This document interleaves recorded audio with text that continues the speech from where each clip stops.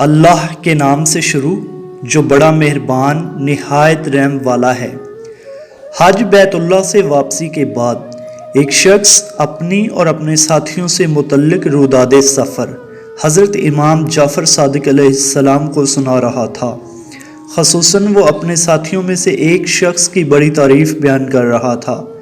کہنے لگا کہ واقعی وہ شخص بڑا متقی اور زبردست عبادت گزار تھا اور ہر وقت معبود حقیقی کی عبادت میں مصروف رہا کرتا تھا۔ جیسے ہی ہم لوگ کسی جگہ پہ رات بسر کرنے کے لیے قافلہ روکتے تو وہ شخص سواری سے نیچے اتر کر ایک گوشے میں چلا جاتا تھا اور فوراً ہی کپڑا پھیلا کر عبادت الہی میں مشغول ہو جایا کرتا تھا۔ امام جعفر صادق نے اس شخص سے دریافت کیا، پس اس کے دوسرے کام کون انجام دیتا تھا؟ اس کے جانور کی دیکھ بھال کون کرتا تھا؟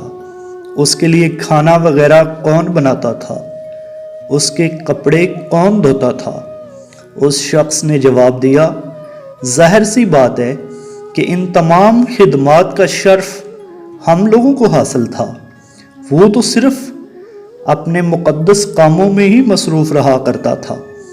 انہیں عبادت کے علاوہ اس قسم کے کاموں سے کوئی سروکار نہ تھا۔